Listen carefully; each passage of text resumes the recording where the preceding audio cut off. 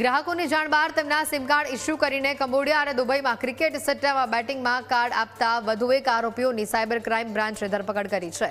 Cambodia અને દુબઈમાં cricket સટ્ટા batting અને કોલ સેન્ટરમાં આ કાર્ડનો ઉપયોગ થતો હતો. સાયબર ક્રાઇમ બ્રાન્ચે ગ્રાહકોની જાણ બહાર સિમ કાર્ડ ઇસ્યુ કરતા 3 આરોપીઓની ધરપકડ કરી છે, જેમાં વધુ એક આરોપીની પોલીસે ધરપકડ કરી હોવાની વિગતો પ્રાપ્ત થઈ છે. દુબઈમાં રહેતો અને દુબઈના ક્રિકેટ બેટિંગ સટ્ટામાં કોલ સેન્ટર સાથે સંકળાયેલો કુલદીપ જોશીની ધરપકડ કરવામાં આવી છે. અગાઉ પકડાયેલા એરટેલ કંપનીના કર્મચારીઓ આરોપીઓ કુલદીપ જોશીને સિમ કાર્ડ ઇસ્યુ કરીને વેચતા હોવાની વિગતો મળી છે.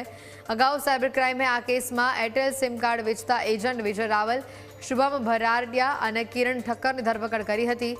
આરોપીઓએ ગુજરાતના લોકોને 2 વર્ષમાં 1000થી વધુ સિમ કાર્ડ ઇસ્યુ કર્યા અને આ સિમ કાર્ડ દુબઈ અને કંબોડિયા ગયા હતા. સિમ કાર્ડ અને ક્રિકેટ સટ્ટા બેટિંગ પાછળ મુખ્ય સૂત્રધાર દુબઈના ભાવેશ જોશી અને કનુ વારાહી છે, જે ગુજરાતના સિમ કાર્ડ દુબઈમાં રિસીવ કરતા હતા. પકડાયેલા આરોપી કુલદીપ જોશી 2 વર્ષ દુબઈમાં અલગ અલગ જગ્યા પર ક્રિકેટ બેટિંગ સટ્ટાના કોલ સેન્ટરમાં કામ કરતા હતા. એક સિમ કાર્ડ 1500 રૂપિયામાં વેચતા હતા. આરોપીઓ કન્સ્ટ્રક્શન કોલોનીમાં જઈને શ્રમિકોના નામે સિમ કાર્ડ કાઢી લેતા. આ પર્દાફાશ પછી સાયબર ક્રાઇમ દ્વારા નાગરિકોને અપીલ કરવામાં આવી છે કે જો તમારી જાણ બહાર સિમ કાર્ડ નીકળ્યા છે કે નહીં તે એફકો ડિપાર્ટમેન્ટમાં જઈને તપાસ કરો, જેથી કરીને આવી ગુનાહિત પ્રવૃત્તિઓ અટકાવી શકાય.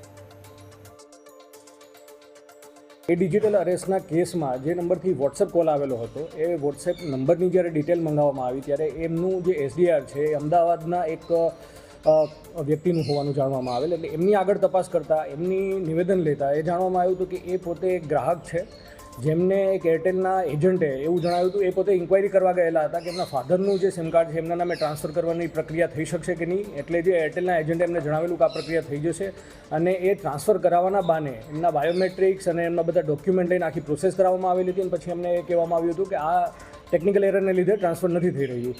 બટ એમની જાણ બહાર સિમ કાર્ડ કાઢી લેવામાં આવ્યું હતું અને પછી આ સિમ કાર્ડ આગળ જતાં દુબઈ મોકલવામાં આવ્યું હતું. તો આ આખી જ્યારે તપાસ કરવામાં આવી તો એ સંદર્ભે સાયબર ક્રાઇમ પોલીસ સ્ટેશન ખાતે એક એફઆઈઆર દાખલ કરી અને પછી આગળની તપાસમાં પ્રથમ 3 આરોપીની ધરપકડ કરવામાં આવી હતી.